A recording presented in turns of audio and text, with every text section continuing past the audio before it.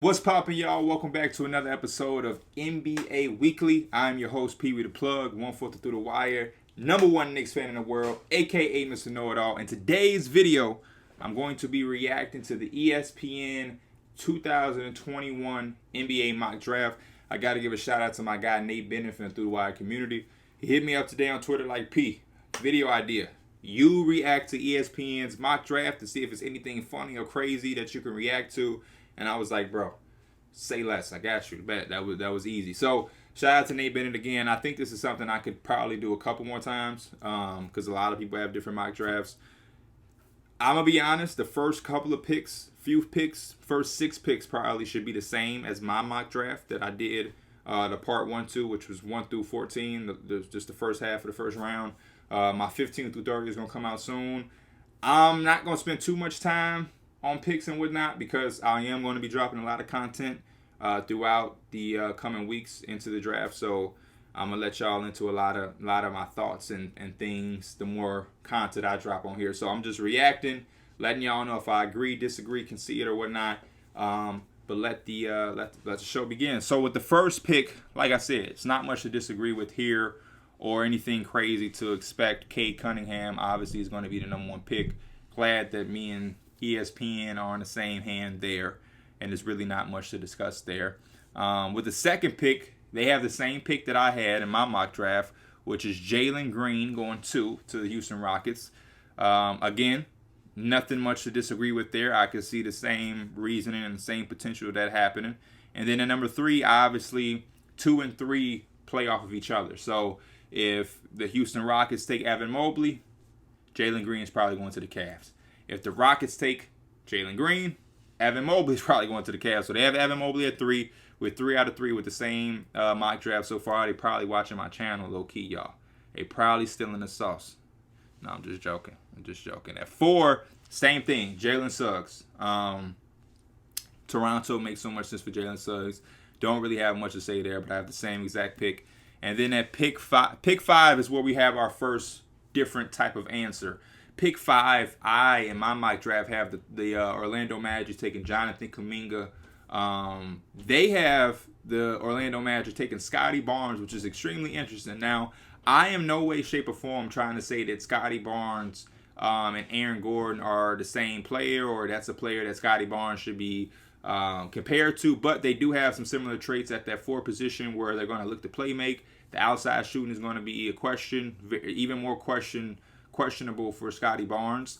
Defensively, the upside is there. I don't even think that's upside. I can damn near guarantee Scotty Barnes is going to be an above average defender for a while in this league. And I know they're not in a position to really care about what they have or, specifically looking for this type of position because they just need to accumulate talent. And I know at the 4, Jonathan Isaac, who I think that's his real position. I don't think Jonathan Isaac is a 3. I think he's a legitimate 4. He does have an injury history and things like that, but I do think Orlando is going to take Jonathan Kuminga. And my personal thing, he just has more upside as a scorer, which is kind of what the Magic need.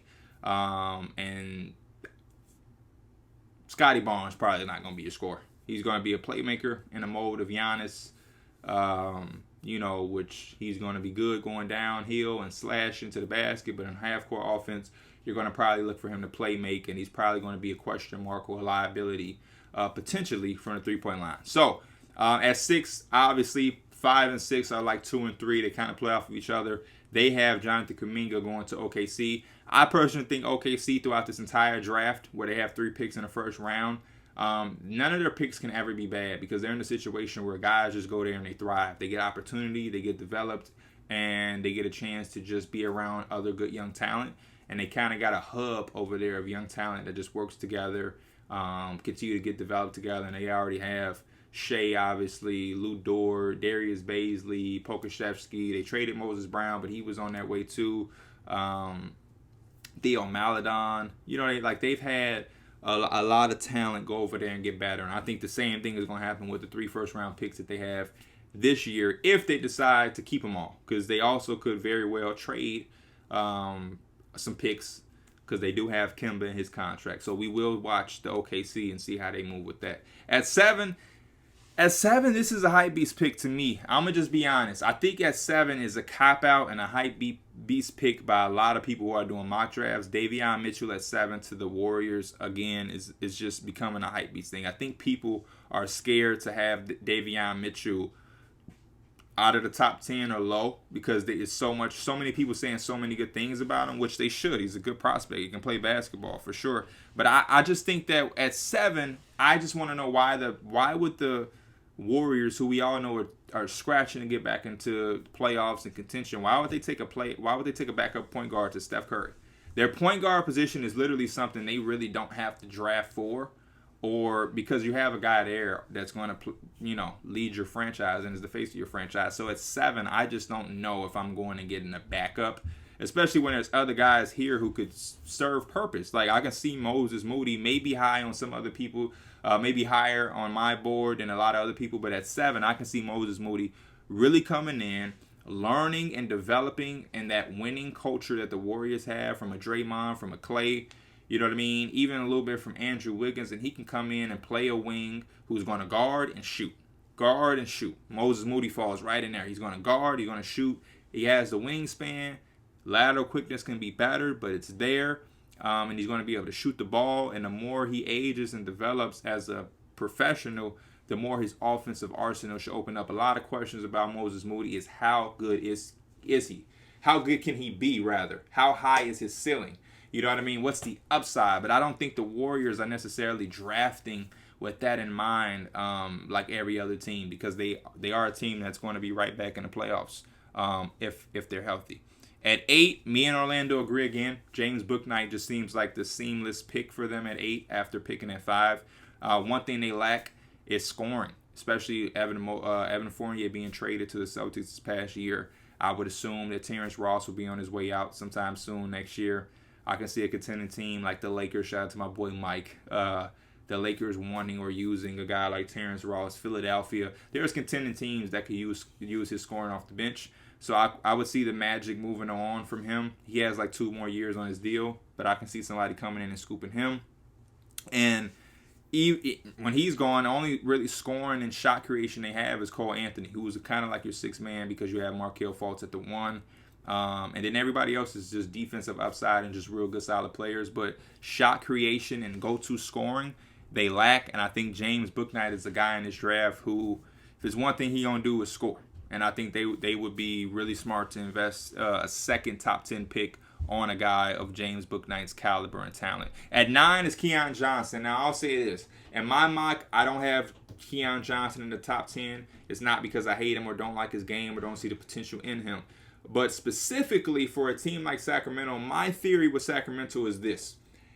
Their history shows that they don't do a good job with upside athletic prospects, right? When we think about Thomas Robinson, when we think about Ben McLemore, when we think about Willie Cauley-Stein, when we think about Marvin Bagley, it just doesn't really work for whatever reason. I'm not saying it's all the players' fault. I'm not saying it's a team fault, but there's something there with that mode of high upside athletic players who kind of lack in the skill department. They don't do well with. But what we saw last year is that they do well with guys who have already kind of been developed and really are skillful and have full skill sets and really just need opportunity, and that's what the Kings can offer. That's why I think Tyrese Halliburton thrived, because he's a skillful guy.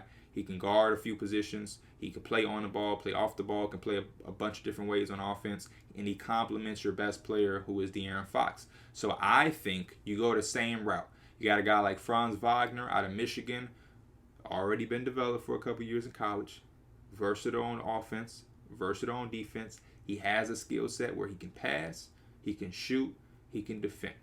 He has size, and I think he complements your best player in De'Aaron Fox. And all he's really going to need is some experience in the NBA and some opportunity. And the Kings will have all of that to give him. And I think that's the better route for them to go than trying to do the Keon Johnson, Jalen Johnson thing. I like Keon Johnson. I like Jalen Johnson. There's things to take from their game. And obviously they both have tremendous potential and upside. But for the Kings' sake, continue to do what you did last year which paid off and you benefited from. Don't go back to the whole upside thing, and because you just can't afford to have any more misses. Just play it safe, and I don't think you can go wrong in the league when you draft skill. At 10 is a shocker, right? So I'm looking at this by pick. I'm not looking ahead. I'm really looking at this, and I'm scrolling pick by pick so y'all can get my real reaction. And 10 is outrageous to me. When we look at New Orleans, and if it's one thing that they lack, it's shooting and spacing around Zion Williamson and Brandon Ingram. Josh Giddey does not fix that problem or solve that problem at all. And that was my biggest issue with the New Orleans Pelicans last year when they drafted Kyra Lewis out of Alabama, who I like and I think has potential as well as a young guard in this league. But you had Aaron Naismith on the board who would have gave you proper shooting, which is what you lack very much. And instead, you opted for a point guard when you had that already. And here it is again. You're taking Josh Giddey, whose best trait is playmaking, and one of his question marks is his shooting consistency. Will he be able to be a consistent threat as a three-point guy to play off the ball and to have the defense respect him enough to really make his passing be on full display? Because that's one of the things. Great playmakers who can't shoot, they're limited with their playmaking because teams don't have to guard you in certain ways or certain aspects. That's why when you look at a guy like Trae Young, Steph Curry, their playmaking is tremendous, and they always have opportunities because of the amount of pressure that they can put on a defense. If Josh Giddey is your point guard, I don't know how much pressure he's putting on you from beyond the arc, so his playmaking potential could be very limited. And then if you're also going to continue to play Zion Williamson with that point forward type thing that they did in certain stretches, and they actually worked, I don't know if Josh Giddey complements Zion in that aspect, especially when you already have Bledsoe, Steven Adams. Brandon Ingram is a guy who can score the ball, but I don't really want Brandon Ingram doing too much catching and shooting in that aspect either. And even when he has the ball in his hands, you're going to put around him Zion, Bledsoe, Giddey, and Adams, and it's just not going to work. I think Corey Kispert is the answer there because you just need shooting that bad. Even if it's a little too high than you would like. You see the Suns took Cam Johnson at 11, and nobody's complaining. It looks a certain way on draft night, but who cares? At 11, you got Franz Wagner. He's a guy that I really like in this draft because I think he has a skill set that's going to work anywhere. And I think he is what a lot of teams want, and they will want 2, 3, 4 years after this draft go by. Because, like I said, majority of the league is role players. So I get it. A lot of teams are rebuilding and they're looking for a star or some diamond in the rough because obviously that helps. But a lot of guys who are being drafted so high from upside, a lot of them not going to hit superstar potential. They're not going to really hit the upside. You know what I mean? They're not going to reach their fullest potential. So I think the best way to go is to get guys like Franz Wagner, man. Get a role player. He's going to do a bunch of different things, play a bunch of different ways, versatility, positionless basketball, shoot, dribble, defend. You can always play him. You know what I mean? I look for those type of guys. How many guys are out there that are going to be hard to take off the floor? I don't really want to get a guy and I really got to shoot for the moon and hope everything pans out because it's just too much to ask. It's too much to ask. And I would like him anywhere he goes. So if he does go to 11 to Charlotte, I think he could fit in great with them. Another skill set guy. You know, you have LaMelo, skillful. Gordon Hayward is skillful. I like Miles Bridges on the transition with the lobs. I like P.J. Washington as a pick and roll partner with LaMelo. Terry Rozier is a certified bucket. Devontae Graham had a down year, but he can still shoot it and fill it up when he wants to. They have the chance and opportunity to bring back Malik Monk. He's a bona fide scorer. So he would go in perfect there. And then they obviously are going to try to get a center in free agency, whether it's Rashawn Holmes, Drummond, I don't know. But I have them taking Kai Jones at 11 because that center position is exactly what they need. Kai Jones can run the floor, switching ability, can shoot the three.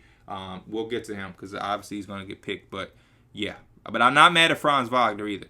At 12, they have my guy Jalen Johnson going to the Spurs. Jalen Johnson, like I talked about at 9, upside guy. Upside guy, man. Super athletic, potentially defensive guy with all his tools and athleticism and his physicality.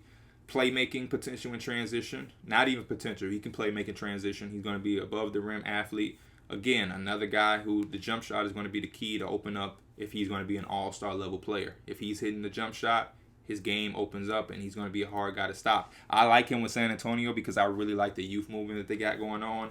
DeJounte, Lonnie Walker, Derek White, Keldon Johnson, Jacopoto. Now you add Keldon Johnson in that mix with that. I like it a lot. I like what San Antonio is doing, and I think a guy like Jalen Johnson coming and playing for a guy like Pop from day one will really get that defensive upside out, because Pop is going to have a short leash on the defensive side of the ball, and if you can get Jalen Johnson to buy in early defensively, something scary is there. And they have the shot doctor who can work with him with a shot and get that fixed, and that's another key to opening him up to be an all-star level talent. 13, they have Indiana taking Corey Kispert. Again, Corey Kispert is the guy we know we're going to do. He's going to shoot. He's size with his shooting at 6'7", 6'8".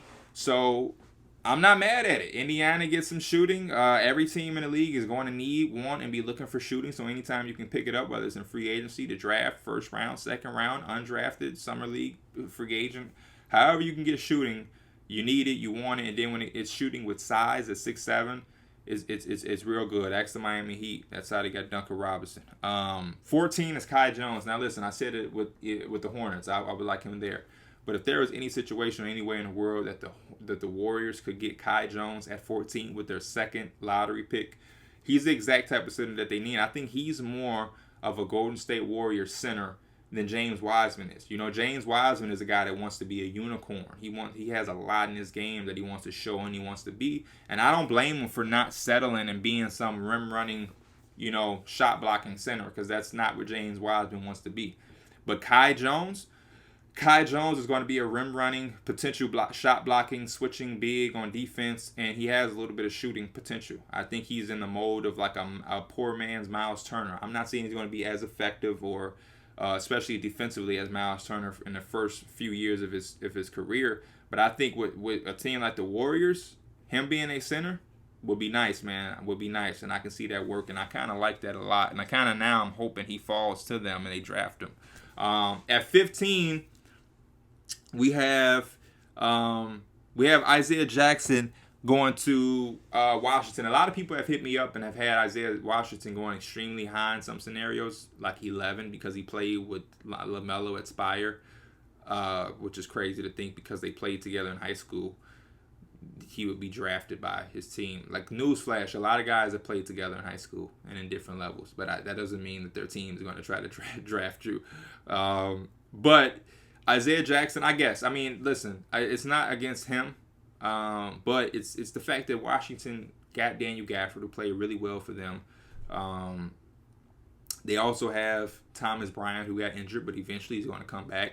So why would you spend a 15th overall pick on a big when you have a couple already? Don't make sense. I think I would just continue to just add depth or try to get best talent available. And I don't think at 15 Isaiah Jackson is the best talent available, but I guess. At 16 for OKC, they got Alperen Sengun, who I think would be good with the Spurs. But like I said earlier with OKC, with their sixth pick, a lot of guys that they're getting are going to thrive. Like if they get Sengun at 16, he's going to go over there. They don't really have a big. They don't have a big at all. They just traded him to both their bigs to the Celtics. He's going to get minutes. He's going to play with other young talent. They're going to have fun, have opportunity. He's going to grow. He's dominating his league, which is a high respectable league in Turkey at 18. He has a legitimate skill set for a big, like a fake poor man's Nikola Jokic, where he can pass up top, play up top of the key. Not as good of a passer as Jokic. I don't want to throw the Jokic comparison around. It's just not ideal. But, can pass, play at the top of the key, how the Spurs play with their big man. Can step out and make some shots, and he's going to get buckets inside in the paint. So him with OKC, same thing. He's going to have some chance to grow. 17, Usman Garuba. I don't know if I like it just because it's the Grizzlies, and like I said, like I'm looking. Same thing with Isaiah Jackson. Like the Grizzlies are in a position where they have Ja, they have Valanciunas, Jaren Jackson, even Brandon Clark. They have good veterans and role players around. I know they have a lot at the guard position: Tyrese Thomas, Dylan Brooks, DeAnthony Melton, Grayson Allen, John Morant, Tyus Jones. I get it, but if they can get another guy who plays that position. Why wouldn't you? Like, I'm looking, and as soon as I see him, and the next pick is Moses Moody. Why would they not get a guy like Moses Moody? Because they have DeAnthony Melton? I don't think so. You would go get Moses Moody. So Usman Garuba, I think he would kind of be like Brandon Clark. I know Brandon Clark fell out of rotation for whatever reason, but he would play the similar same type of role and style for Memphis. So I don't know. I don't know. I wouldn't go that route, but they have him going 17th to the Grizzlies. At 18th, they have OKC getting Moses Moody. So OKC's first round review is them getting Jonathan Kuminga, Alperen Sengun, and then Moses Moody. I think that's a brilliant first round for them. Moses Moody would go there and would thrive like the rest of the year guys. He's going to shoot the ball, play some defense, and develop and have opportunity. And again, every pick that OKC gets is really going to have the potential to reach their fullest potential. So I don't have no complaint there. At 19, they have the Knicks taking Sharif Cooper. I'm a big Knicks fan. I love my Knicks. I'm the number one Knicks fan in the world, so I put in my intro. I don't like that pick at all. At all. I don't like that pick. I don't know why people are so obsessed with getting the Knicks like Sharif. Like, they make it a point that we have to get Giddey, Sharif Cooper. That's just not it. I think we need shooting. I think we need side. Like Thibs said, you know what I mean? In his combine interview, like, he wants shooting wings that can shoot and defend. We're not looking for a Sharif Cooper guard who can play make. Like, we had playmakers. The point of it was that they couldn't shoot. So their playmaking wasn't all of that, because if you can't shoot, you can't really play make. So I don't want Sharif Cooper, especially not at 19. Like, if he's there at pick 32, which is the second pick of the second round, let's snag him. But I'm not liking it at 19. At 20, they got ATL taking Jared Butler. I can see Jared Butler with the Hawks. He's a nice older player, can probably compete and come play in day one. Can play in the backcourt with Trae Young. Could hold down the offense while Trae Young is on the bench. I like that pick a lot. In New York, at the 21st pick, our second pick of the first round, they have Trey Murphy the third. I like Trey Murphy.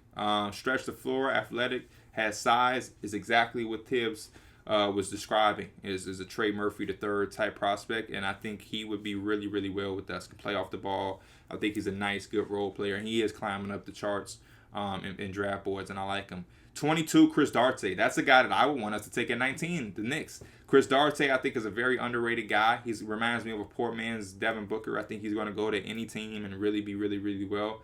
And I think he's a guy that people are kind of sleeping on.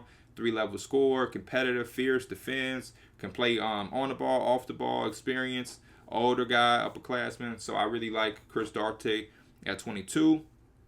Houston getting Trey Mann at 23. Excellent pick. He's going to be able to go over there, shoot the balls up, come off the bench, grow, and just play free basketball. They have the very next pick at 24 with Zaire Williams. Same thing. These are two young guys with extreme upside, and they will be able to go and get a lot of minutes and opportunity in Houston, the same way a lot of guys are going to be able to do that in OKC. I think Houston should really mirror what OKC is doing. Just get as much as young talent, has tremendous upside, and give them opportunity to reach that potential. They have the Clippers with the 25th pick taking Cameron Thomas, a bucket. It would be like them just getting another version of Lou Will, so I don't mind that at all. I like Cameron Thomas a lot. 26 is getting Josh Primo, who I want the Knicks to get. I hope the Knicks can get Josh Primo. I think he's a very, very good secret who can score the ball. Man, I like Josh Primo. Alabama with Nate Oates. I really like Josh Primo, man. He would be perfect in Denver. 27, JT Thor going to the Brooklyn Nets. JT Thor, young freshman big man who can stretch, block shots, play above the rim. A lot of upside. So it's a low risk, high reward pick for Brooklyn, because if he doesn't do anything, so what? But if he does hit, I can see him being extremely well with them. 28, Quentin Grimes going to Philly, another guy who can make perimeter shots for them and give you size on the perimeter. Damn near like a young Danny Green, so that makes sense. Closing out the first round, our last two picks, we got Phoenix taking Jaden Springer, a gritty point guard who shot the ball well, just didn't shoot it a lot. Shot it at a limited clip, but shot 40%. And then Utah taking Bones Highland, which would be them getting like a Jordan Clarkson 2.0 and adding more scoring to their bench. But I do like Bones Highland. Interesting picks from the ESPN mock draft. I like it. Some disagreements here and there. But that was fun, and ultimately, that was my reaction. I'm out.